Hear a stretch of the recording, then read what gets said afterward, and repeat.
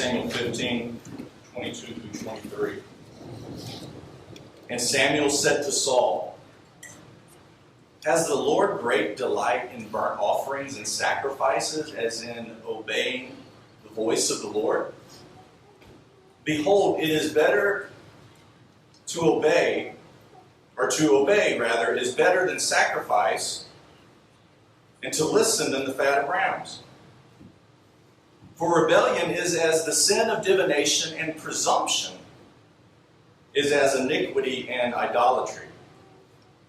Saul, because you have rejected the word of the Lord, he has also rejected you from being king."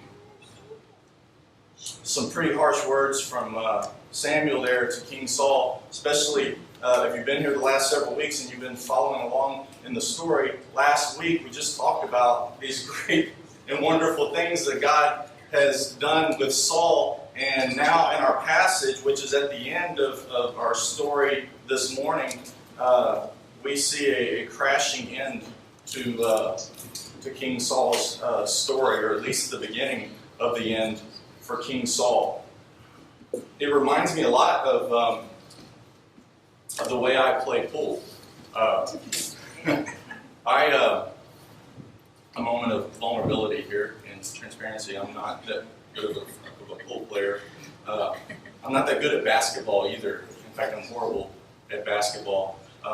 What usually ends up happening is somebody asks me to play around the pool, or somebody wants to play some one-on-one basketball, and I always warn them that I'm not very good, and they say it's all right, we're just having fun, and so we start playing, and every time it seems like I hit the first few shots, I'm just like banking them, and they're going in, and I'm calling my shots and stuff, and by this time they're thinking that I'm just being humble, that I'm really good, but really, they don't know how bad I am. But a lot of times, even in basketball, I start making those first few shots, and I start feeling confidence. Like, man, maybe I'm better. Maybe I'm getting better. Maybe I'm better than I am. You know, I can hear the music playing in my head, the whole bad and bone thing. You know, I'm kind of strutting and stuff. But then it never fails. It never fails. Then I can't make anything. You know, and I end up getting beat. That's sort of what happens with Saul here. He starts off with such a bang. And last week we saw that Saul, he was called out by God. He was equipped by God with God's Spirit for his task as king. And he was even used by God. We see that in chapter 11. He's used by God in a mighty way. But from here, unfortunately, Saul's story takes a drastic turn. In the beginning, King Saul's faith was gold. But the more it was tested, it proved to be fool's faith.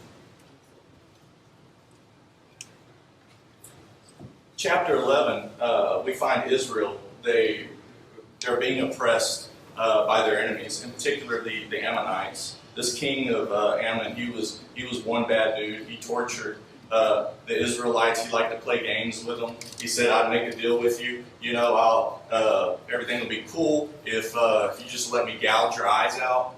And so this was a bad dude. But we find that here, at this point in the story, Saul is a man full of God's Spirit. It says in verse 6 of chapter 11, it says that the Spirit of God rushed upon Saul when he heard these words. When he heard how the Ammonites were tormenting the Israelites, the Spirit of God rushed upon him. And in his anger, like godly anger, he is ticked off in a righteous way. His anger was greatly kindled. And so he goes to battle. And he even has a godly attitude. He goes out, he has complete victory over the Ammonites.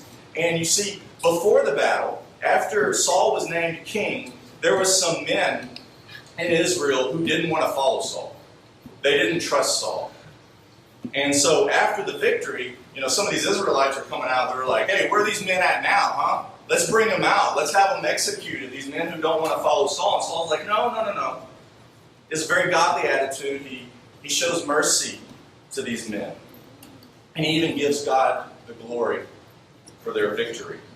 And so Saul's kingship is confirmed in chapter 11 of 1 Samuel. But then in chapter 12, Samuel, remember, he's the judge over Israel. He's the last of the judges, before now Saul's going to take over as king. He's also a priest in Israel. He calls all of Israel together. It's kind of almost like a farewell address, if you will. He calls them all together and basically says, he goes, hey, as you've seen, you have demanded a king, all right? Even though what you're really doing is you're rejecting God as your king. You wanted to be like all these other nations, and you wanted to have a king. You wanted to have it your way and in your timing. And so here you go. God is giving you your king. He's selected Saul, and there you go. He goes, but I just want to, clear the airwaves here. I myself speak up if I have done you any wrong in any way. Israel's like, no, you haven't done us any wrong, Samuel. You've been good to us. He's like, all right. He goes, and God has been so good to you, yet you betray him time and time again. Then he goes back and he begins telling the story of Israel from when Israel first came out of Egypt, how God has always been good. He's always rescued them. He's always delivered them. He's always fought for them. But yet they continue to turn their back on God over and over and over again. And he says, so that you know that you have done all of this evil and you continue to do it, God is going to send thunder and rain as a sign to you during the harvest of wheat, which was a time that it did not rain. And so it does. The storm clouds roll in and it begins to rain and thunder, and the people are now fearing God and they're repenting. Oh, Samuel, we're so sorry. Please pray on our behalf. And Samuel says, all right. He says, obey the Lord, and everything will be good, both for you and your king. Trust him. Trust God. So we see here in chapter 12 that faith is tied to obedience. You can almost say that the faith obeys. I mean, we know as Christians, those of us who understand the gospel, have a grasp on the gospel, is that our works do not save us. They do not bring us into God's good graces. But yet, when we trust in Jesus, when we trust in him as Lord, right? That word doesn't just mean that he is God, that he is Yahweh, but he is our king. He is our king over us. So when we trust in him as Lord, when we call upon the name of the Lord, when we believe in those words that come out of our confession, that Jesus Christ is Lord, what comes with that faith is obedience. Faith obeys. And so we see here in the story that Saul's faith is about to be tested 3 times. And his fool's faith is what is revealed by his disobedience. Faith test number 1 we see in chapter 13. Jonathan, that's Saul's son. He has a son by the name of Jonathan. He's this great warrior. And he's divided up some soldiers. And there's 2,000 men that go with Saul, and they go to one place. And then there's 1,000 men that go with Jonathan. And Jonathan decides, I love Jonathan. As we go into his story, you'll see great things out of Jonathan. But he was a man who feared the Lord. He was a man who loved God.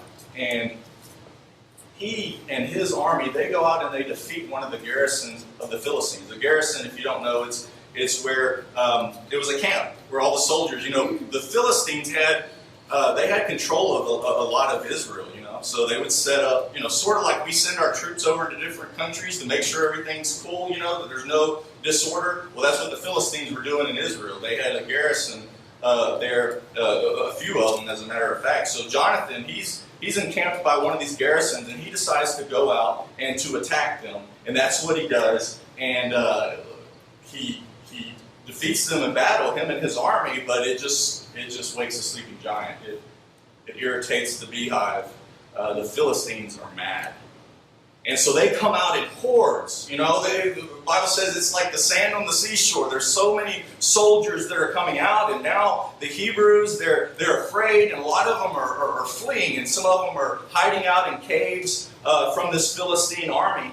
And so King Saul, he arrives at Gilgal, and he waits 7 days for Samuel.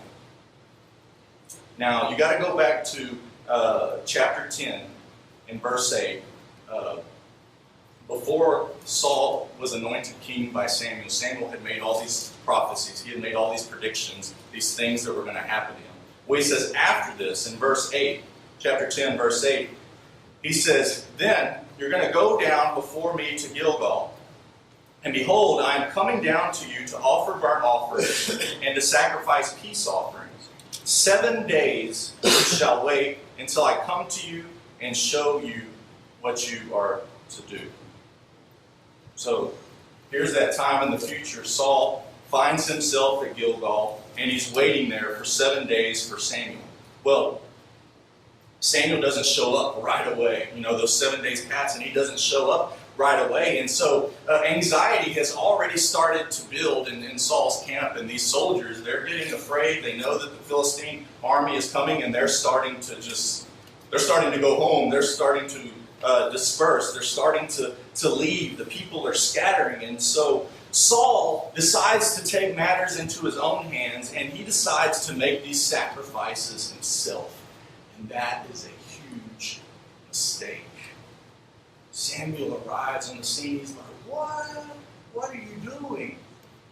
He says, Saul does, he says, "When I saw the people were scattering from me, and that you did not come within the days appointed, and that the Philistines had mustered in Michmash," verse 12, chapter 13, "I said, now the Philistines will come down against me at Gilgal, and I have not sought the favor of the Lord. So I forced myself, and I offered the burnt offering." Samuel answers him. He says, "Saul, you have done foolishly. You have not kept the commandment of the Lord your God with which he commanded you." Remember chapter 10, verse 8. He made it clear what Saul was to do. So Samuel goes on to say, he says, "For then the Lord would have established your kingdom over Israel forever. Now your kingdom shall not continue. The Lord, in fact, has sought a man after his own heart," which we'll learn about in the future. "And the Lord has commanded him to be prince over his people, because you have not kept what the Lord commanded you." And these few chapters, this was a hard study. I was telling my wife this week, because, man, you're reading these stories, and Saul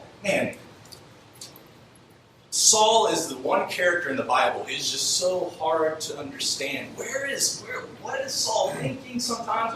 What's going on? I mean, and sometimes he seems like he's in the right, and you're like, what? Wait a second, if I'm to be honest with myself, what was the big deal?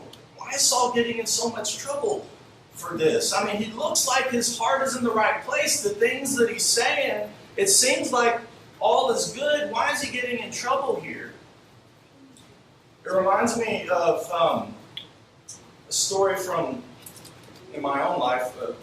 Several years back, there was a person who had volunteered for PowerPoint, like Edu and Jeremy do, for us. And at that point, we didn't have, we didn't have a system in place like we do now, where like Edu's out, he calls Jeremy, Jeremy's out, he calls Edu, and that's the way it works with all the different volunteers in the church. I was the point man, Everybody, they were going to be out, they would call me and let me know. Well, this guy, he was sick, and he was out. Well, I didn't realize it until halfway through the morning. We're approaching service time, and all of a sudden I noticed that he's missing, and I don't know where he's at. Well, his wife was there, so I approached her and I said, "Where's so-and-so?" And she says, "Oh, well, he's sick. He had some stomach issues this morning, and he wasn't able to come." And I said, "Oh, I completely understand that, but I need to know these things. I mean, when he's sick, I should have been, receiving a phone call so that I know that he's going to be out." And unfortunately, they didn't see what the big deal was. Saul, a lot of times, he didn't understand what the big deal was. And sometimes we look at situations and we think, man, what's the big deal here? But the fact is, the principle of the matter has huge ramifications, They didn't think it was a big deal. Meanwhile, I'm like scampering around trying to find somebody to cover PowerPoint in our church service. Saul's disobedience is a sign of bigger issues that are going on in Saul's heart.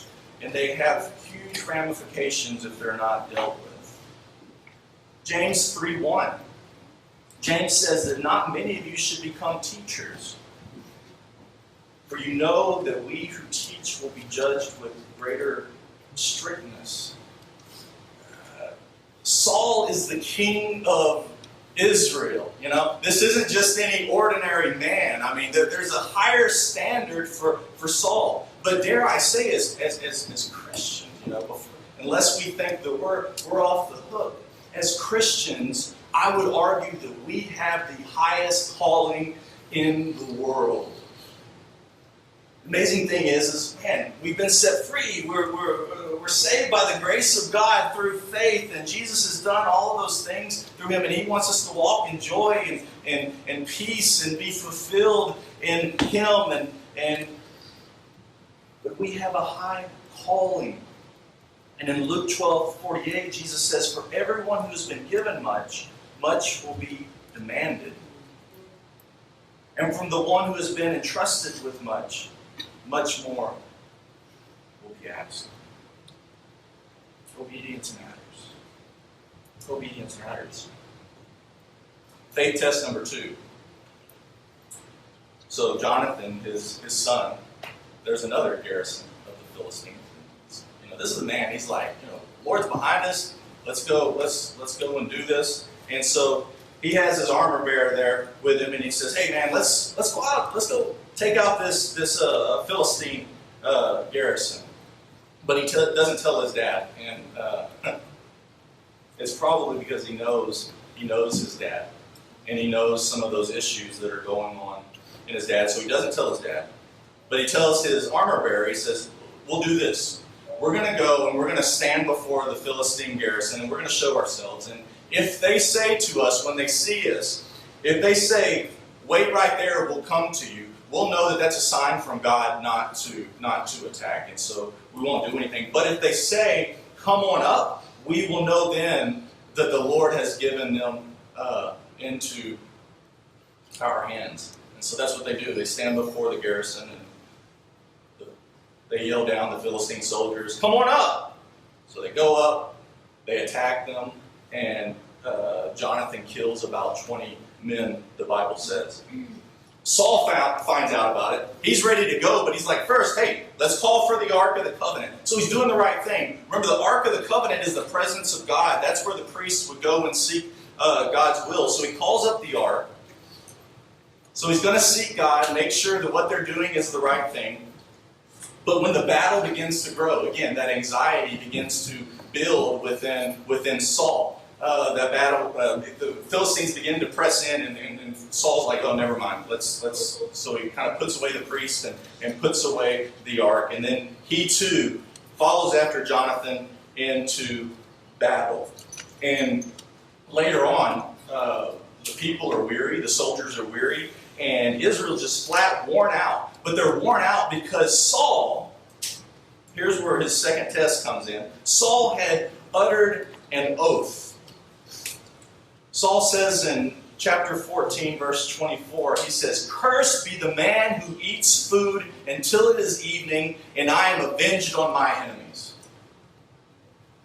He doesn't see God on. This is just a curse that's out of his mouth. You ever seen somebody who makes stupid decisions with a lot of confidence? That was Saul. And as I'm looking at this, I'm trying to figure out, is Saul overconfident? Is he cocky? Because we know people like that, right? We know people that are cocky and overconfident. I'm thinking, or is he overcompensating?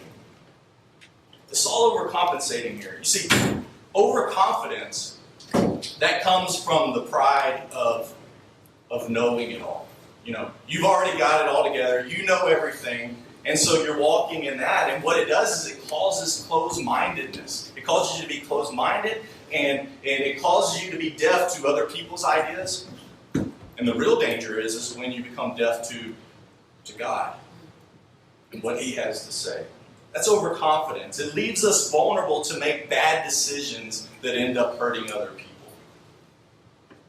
Now, overcompensating, on the other hand, overcompensating it's from an insecurity of not knowing it all. Now, it's a good place for us to be when we don't know it all, right? I mean, we see God time and time again throughout Scripture. That's the kind of people that He likes to work with. The people that don't know it all, the people that don't have it all together, the people that are weak, and God, He loves doing that because He loves to show His strength and His glory through our weakness. But overcompensating is from an insecurity of not knowing it all. I knew a leader of one organization that he had a weakness of assertiveness, being assertive. I too, I can have a weakness of being assertive. But what he did was he overcompensated for not being assertive. And he says, okay, I'm going to be assertive. And he overfunctioned and he hurt people in the process. He was more than assertive. The pendulum had swung from one end all the way to the other, and he left a trail in its wake. Both of these, overconfidence and overcompensating, they reveal a lack of faith in a God who knows all things and desires to be our guide. So, Saul's son, Jonathan, he doesn't hear this oath, apparently, that Saul had uttered. And so apparently it wasn't something where he called everybody together, and said, the Lord has said, that nobody is to eat until we have victory. It was just something he stupidly threw out there. Jonathan doesn't even hear about it, So they're walking through the woods. Jonathan has a stick, and he sees some honey. He's like, oh, yeah, that's great. And so he sticks his stick down there in the honey, and he begins to eat of the honey. And now he's refreshed. He's feeling better. In fact, some of your translations says his eyes were brightened. That's the language that it uses. But he feels refreshed, and finally one of the soldiers is like, whoa, Jonathan, your dad has cursed anyone who eats. You shouldn't be eating of the honey. And Jonathan's like, really? Well, how stupid is that? I mean, does he not know that we're in the middle of battle? I mean, how unwise is that? Shouldn't we all be eating and partaking so that when we go to battle, we're refreshed and we have strength? I mean, that's basically what Jonathan says. He says, that's just dumb. And so what happens? God gives them victory, right? God gives them victory, but afterwards, with all the plunder, all the animals and stuff, I mean, the people just dive in. They're so hungry that they begin to just eat of the meat. They're basically eating raw meat. They're just tearing into these animals and they're partaking. And now Saul shows up in the scene. He's like, whoa, guys, this is against God's law. Because if you know the law of Israel, they're not supposed to take a meat with the blood in it. Like, no, let's do this right. So he calls everybody together. They take the meat. They prepare it right, and they partake. Afterwards, Saul's like, now let's go back into battle, and let's take out the Philistines. And even the priest, man, I think this is a little funny. He's like, well, how about we ask God first, Saul, before we go back into battle? And so that's what they do. They seek after God, and God doesn't answer. God is silent. King Saul's like, something's wrong here. Something's not right. And so they cast lots. Remember what casting lots is kind of like throwing dice or drawing straws, except you recognized that God was at the helm of it, So they're casting lots to see whoever sinned, So you would cast lots and call out a group. You'd have different groups, and so the lot would fall to one group. You call them out, and then it would fall to a smaller group, and then finally fall to a person, and that's the person. So he's wanting to cast lots to see who did something wrong, who sinned amongst the group. And so that's what they do. They cast lots, and the lot falls on Jonathan. And basically King Saul's like, Jonathan, I know you're my son, but you shall die for this. And Israel's like, what? No. God is with him. I mean, he led us to victory. He's the reason that we've been having all this victory, because he's been seeking after God, and God's shown him all this favor. He shall surely not be put to death.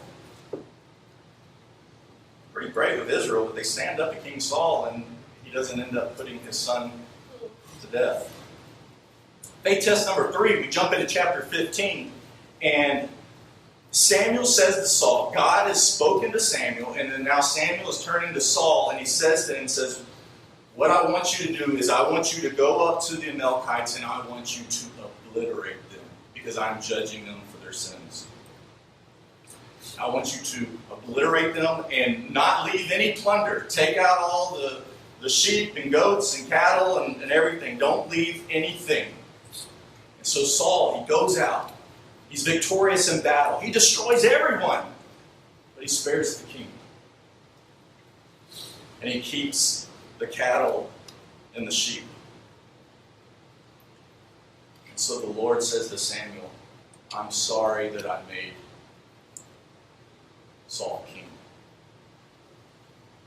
Now, God doesn't make mistakes. This is language that is used to show when God is grieved. I'm sorry that I made Saul king. He's been disloyal, and he's refused to obey me time and time again. And so Samuel, he goes to see Saul, and he's so frustrated with Saul by this time. So he walks up to Saul, and Saul comes out, and he's greeting and cheerful. He's like, hey, how you doing? How's it going? I did everything that the Lord asked me to do. We've been victorious. Things are good, man. You know, the way Saul runs Israel is like if we were to have communion with toast and sun-kissed. You know? He just bing-bonged it, babe. There you go. Good. There's a movie that my wife and I several years back. It's a movie. What's the name of the movie? Kicking and Screaming. Kicking and Screaming. Anybody ever seen that? Will Ferrell and Mike Ditka. And they're on competing soccer teams. But anyways, long story short, they're all sitting down at this, sports bar or restaurant or whatever. They're having some type of thing for the kids. And Mike Ditka plays himself. You know, he's the coach of the Chicago Bears that won the Super Bowl back in the 80s. And he's sitting there, and this woman walks up, and she's like, oh, can my child have an autograph? And he's like, yeah, sure. And he's signing it, and she goes to, spell out his name. It's a little bit complicated. And he's like, oh, I got it. And then so he writes it out, and she's like, oh, thank you. And she walks off, and as she's walking off, she goes, bing bong. So Courtney and I, we always say when somebody's doing something lazily, we say they're just bing bonging it, you know. And so, or if we ask our kids to clean up their room and they just do a half job, you know, don't bing bong it, you know. Saul is bing bonging Israel.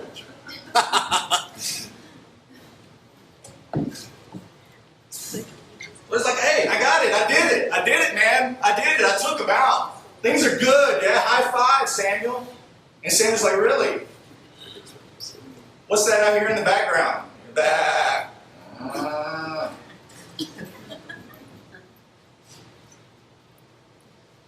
He's like, Saul's like, yeah, yes, we kept the sheep and the goats, but it's only to sacrifice to your God. That's the reason we did it. Your God? Wow, what blame shifting. You know, it reminds me of Apple. I'm so frustrated with Apple right now. And I used to be a big Apple guy. But they change things, and well, not really on this thing, on my phone. I have my phone's up there recording. They change things on their products, and then they make excuses for it, and they know good and well why they change things. Like now, you have to buy an adapter to listen to your headphones. There's no headphone jack on the phones anymore. And they say, oh, we want to consolidate everything to one. That's not the reason you're doing it. You're doing it to make money. That's what it reminds me of.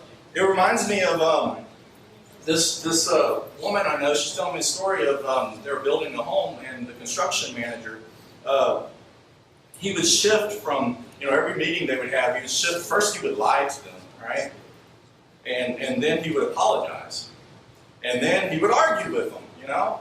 And he was operating first out of fear, and then, you know, when he got caught, and then he refused to take responsibility for his actions. That's the way King Saul is running Israel here. And Samuel's like, just stop. Please. Like, go back and read it. That's actually what it says. I'm not paraphrasing. Like, please, just stop. It's like, I'm sick of this. Stop. Okay? Enough. Cut it out. He didn't say all that. He just said stop. Y'all don't think I'm adding to the word God. I'm adding drama, dramatic. Right? He says, listen to what God told me. 1 Samuel 15, 17 through 23, Samuel says, although, this is God speaking, although you may think little of yourself, Saul, are you not the leader of the tribes of Israel? Oh, that's so good. The Lord has anointed you king of Israel.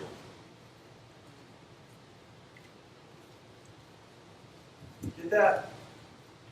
You may think little of yourself. Now, there's a message for Christians here. Listen, you may think little of yourself, but God has empowered you. Right? There's a point we want to recognize our weakness. We want to walk, we want to be humble, right? We don't want to be overconfident. We don't want to overcompensate. We don't want to be cocky. We want to depend on the Lord. But he says, when I've empowered you and I've called you something, walk in it. The Lord has anointed you king of Israel, Saul. I know you think little of yourself, but are you not the leader that I called you to be? I called you on a mission and a purpose. You need to walk in that mission. Verse 18. And the Lord has sent you on a mission and told you, go and completely destroy the sinners, the Amalekites, until they are all dead. Why haven't you obeyed the Lord? Why did you rush for the plunder and do what is evil in the sight of the Lord? And then Saul repents. No, he doesn't. He doesn't. Verse 20, he says, but I did obey the Lord. Oh, he's arguing. I did obey the Lord. I carried out the mission he gave me. I brought back King Agag. Right, I know I did that, but I destroyed everyone else.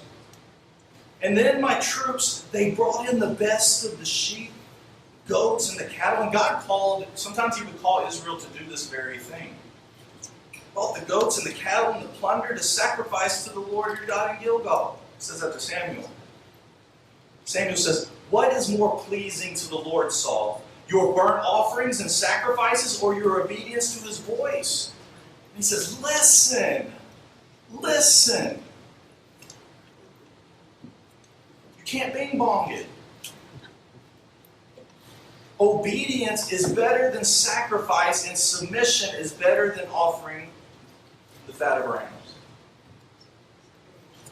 Rebellion is as sinful as witchcraft, and stubbornness as bad as worshiping idols.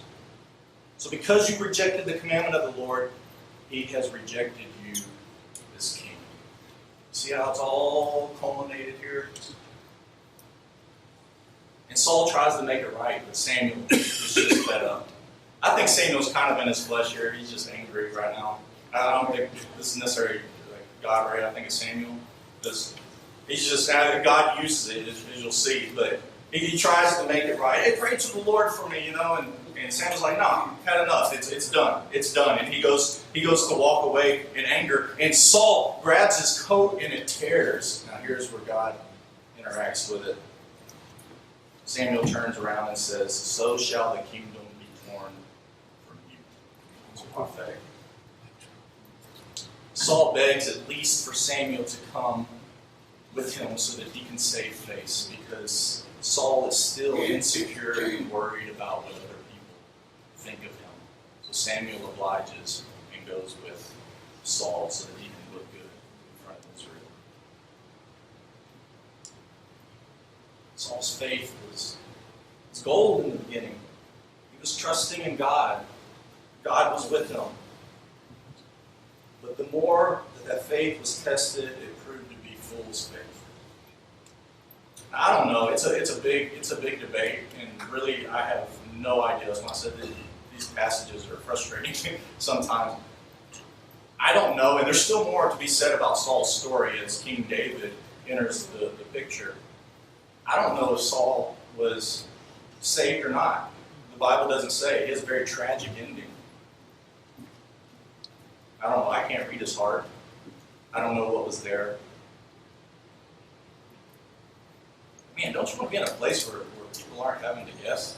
Not that it matters what other people think, but that's not a good place to be if people are having to guess what your relationship is like with the Lord. Saul, he lacked patience. He lacked responsibility. He lacked humility. He overfunctioned. He made excuses. He compromised. He tried not to lose face. Cared too much about what other people thought. And he was just plain disobedient in the process. He operated out of fear and insecurities. It was fool's faith. And so he made decisions with the wrong motives. We too can make fool's faith decisions based on what other people think of us, based on our fear of failure or what have you. We can allow the weakness, which we all have, right? We're all weak. I don't see anybody here that's not weak. You may think you're strong, but you're weak. You're weak. I don't see any perfect people here. I don't see anybody here that doesn't need the Lord. I don't see anybody here that doesn't utterly need the Lord. But we can allow that weakness to turn into rebellion. And when that happens, you're operating in fool's faith. You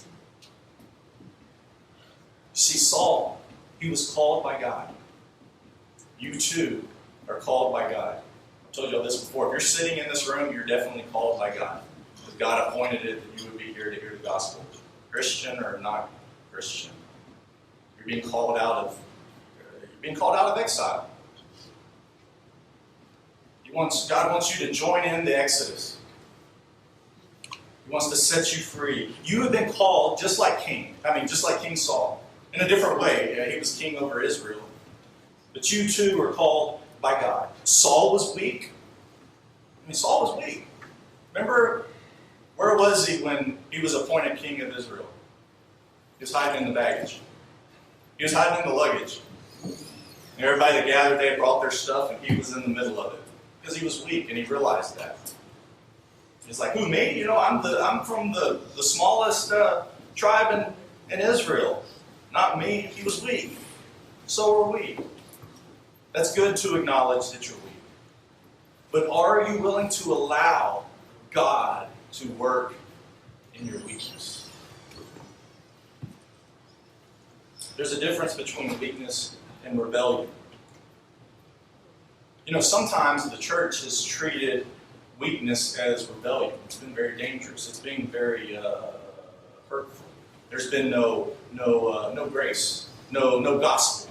We got to discipline them. People get hurt. There's trust that's lost. People leave the church and never come back because we've mistaken weakness for rebellion. And there's some churches, people come in confession and then they get punished for it. There's a difference between weakness and rebellion. We are a church, the Haven, where weakness is okay. It's more than okay. We are weak. We're all at different parts in our journey. Some haven't even begun the journey. We're a church where weakness is okay. But sometimes the problem isn't that you struggle to obey the church. The problem is you won't obey. You say, oh man, I struggle in this area. And that's okay.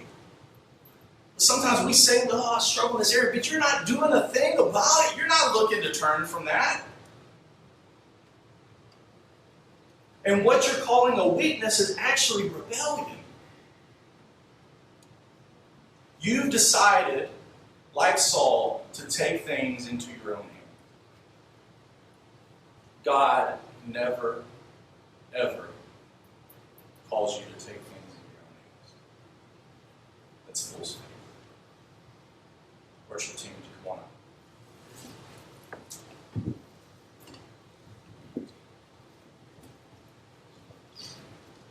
Just a few more moments here.